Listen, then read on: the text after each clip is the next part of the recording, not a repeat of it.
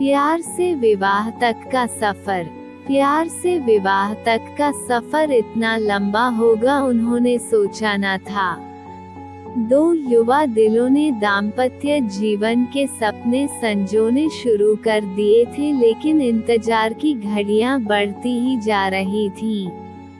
मुझे गुमसुम और उदास देखकर माँ ने कहा, क्या बात है रति, तू इस तरह मुंह लटकाए क्यों बैठी है? कई दिन से मनोज का भी कोई फोन नहीं आया। दोनों ने आपस में झगड़ा कर लिया क्या? नहीं माँ, रोज रोज क्या बात करें। कितने दिनों से शादी की तैयारी कर रहे थे, सब व्यर्थ हो गई। यदि मनोज के दादाजी की मौत न हुई होती तो आज तेरी शादी को 15 दिन हो चुके होते। वो काफी बूढ़े थे।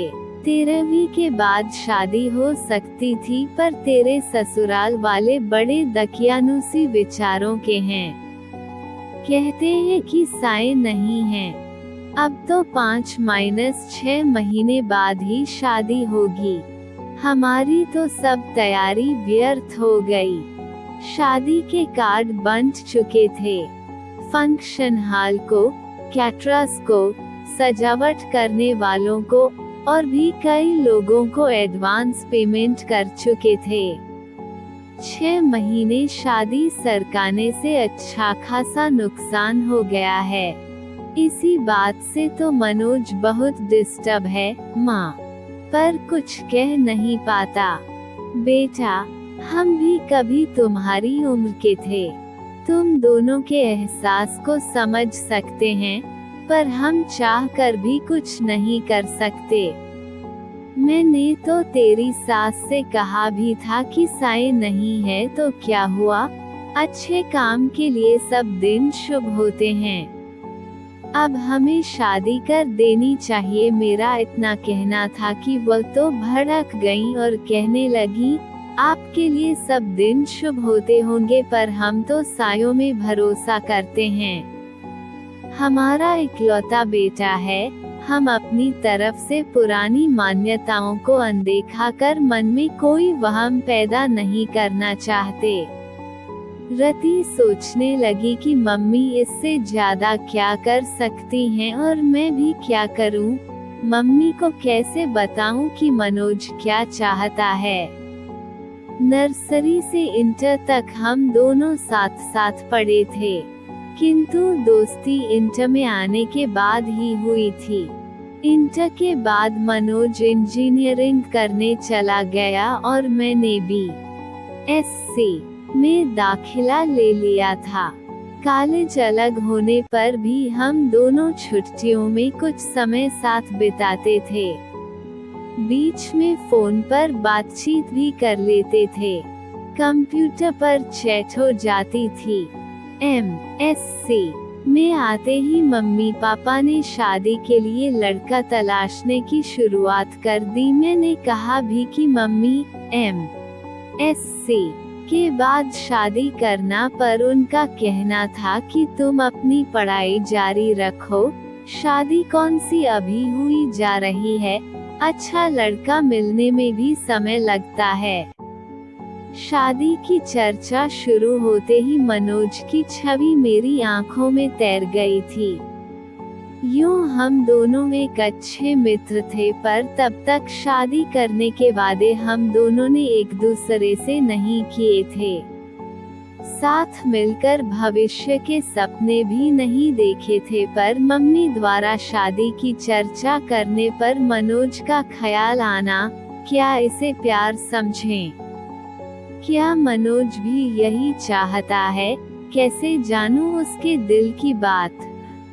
मुलाकात में मनोज से मम्मी द्वारा शादी की पेशकश के बारे में बताया तो वह बोला, इतनी जल्दी शादी कर लोगी?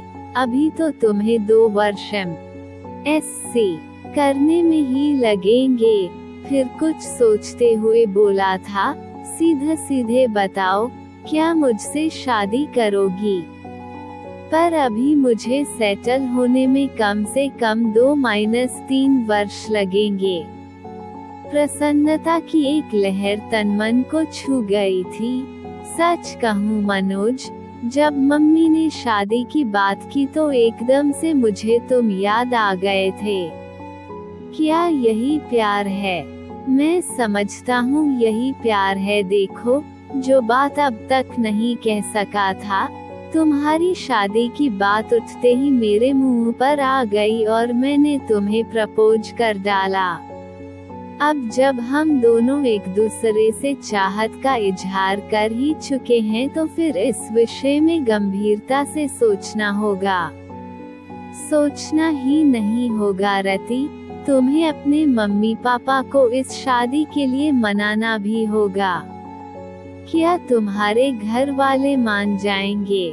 देखो, अभी तो मेरा इंजीनियरिंग का अंतिम साल है। मेरी कैट की कोचिंग भी चल रही है, उसकी भी परीक्षा देनी है। वैसे हो सकता है इस साल किसी अच्छी कंपनी में प्लेसमेंट मिल जाए, क्योंकि कॉलेज में बहुत सी कंपनियां आती हैं और जॉब ऑफर करती है।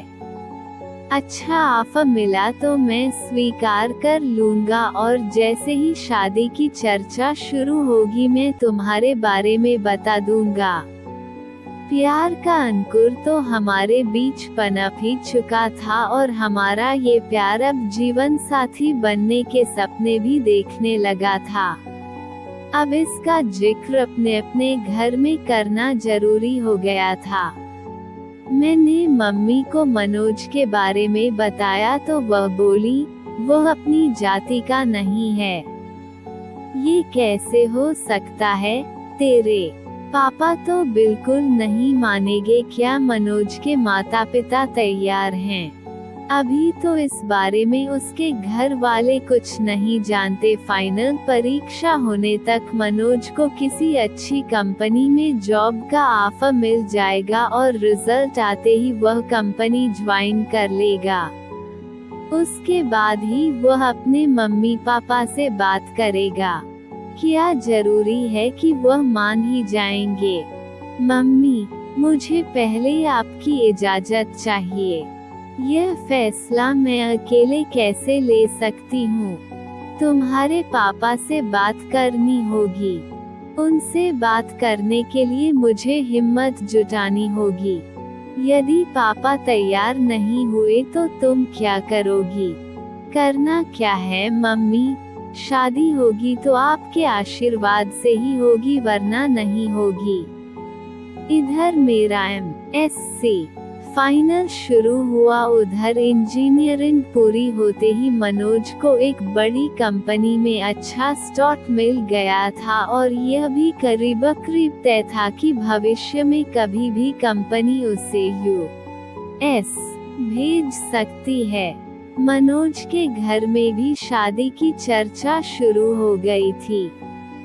मैंने मम्मी को जैसे तैसे मना लिया था और मम्मी ने पापा को, किंतु मनोज की मम्मी इस विवाह के लिए बिल्कुल तैयार नहीं थी।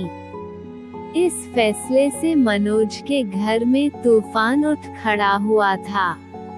उसके घर में पापा से ज्यादा उसकी मम्मी की चलती है। ऐसा एक बार मनोज ने ही बताया था। मनोज ने भी अपने घर में ऐलान कर दिया था कि शादी करूंगा तो रति से, वरना किसी से नहीं।